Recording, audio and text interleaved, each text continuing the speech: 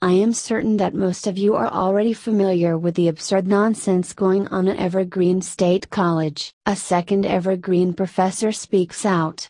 By Jonathan Haidt. An article published today on the Heterodox Academy.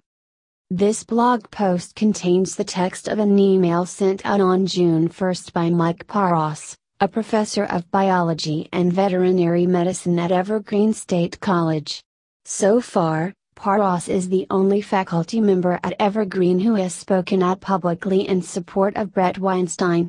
If you don't know the background on the case, read this first. In contrast to Paros, more than 50 professors at Evergreen have signed a letter demanding a disciplinary investigation of Weinstein. Paros and Weinstein are both members of Heterodox Academy. Paros sent the text of this email to the Evergreen staff and faculty email list on June 1. Since then he has tried to get it published in local newspapers, as his statement of support for Weinstein, but with no success. So we are publishing it here at Heterodox Academy as a show of support for Weinstein, Paros, and the right of faculty everywhere to question administrative policies in a reasoned and respectful way, as Weinstein did. Here is the letter from Mike Paros. I have been teaching Evergreen students about biology, agriculture, and animals for the last 10 years.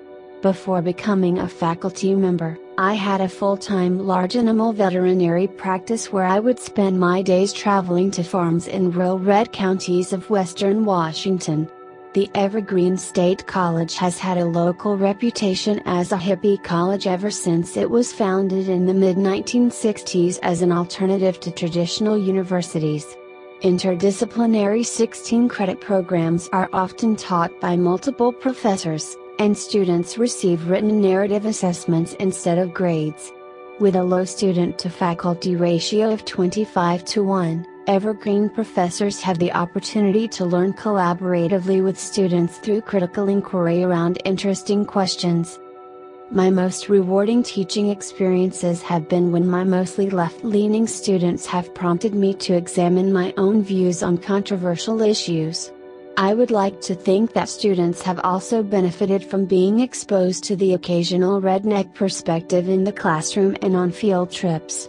Many of the farms we visited were my clients, who always looked forward to the annual visits by Evergreen's strangely dressed students with piercings and tattoos that seemed to be much more inquisitive and insightful than their land-grant university counterparts.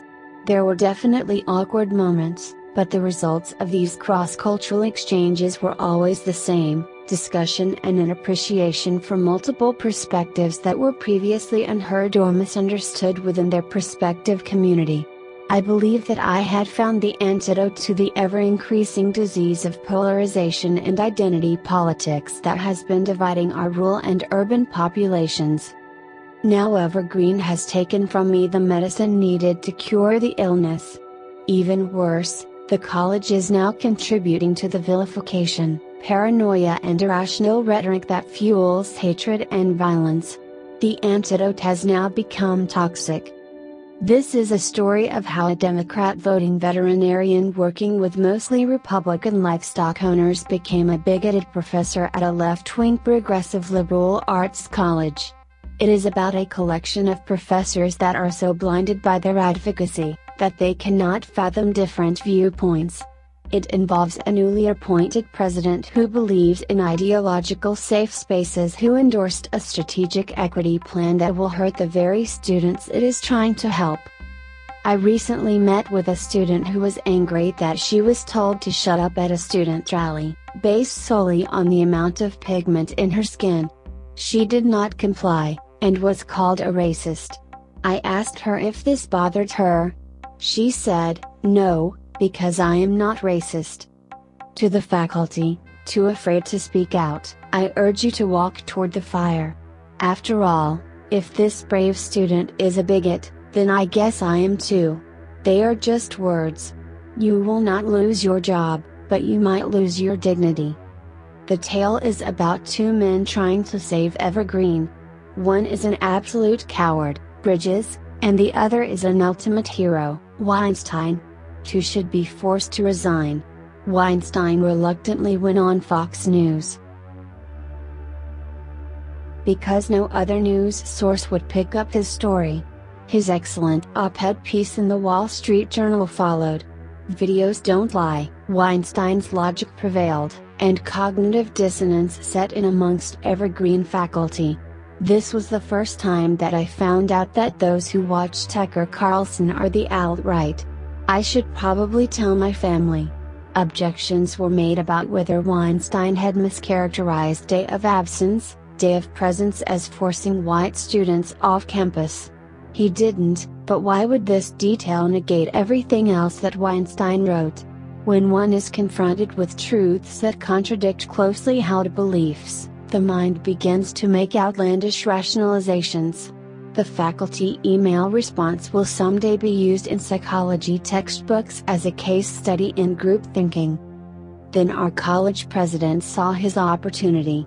Evergreen administrators sent out ominous notices, labeling free speech advocates and persons who simply do not agree with official campus opinion as potentially violent. It was a desperate move, using fear tactics to rally the masses and prevent students from thinking clearly. This morning was the first time that I was actually nervous coming to campus. Not because of threats of white supremacists, but because I was worried that someone on campus would think that I might be one of them. And then we got the alert on campus. I could see the fear in some of our students' faces, as I helped escort a student of color to her dormitory. Then I decided to stay on campus for a while. An administrator approached, and asked, "How did we get to this point?" I guess safe spaces can be dangerous places. Mike Paros DVM, Professor of Biology, the Evergreen State College. I do hope that more faculty with moral courage, and not just with the sense of academic freedom, but with the realization that this entire episode is wrong, and needs to end on the side of sanity. What is the future of campus life in America? Are the inmates running the asylum? Goodbye.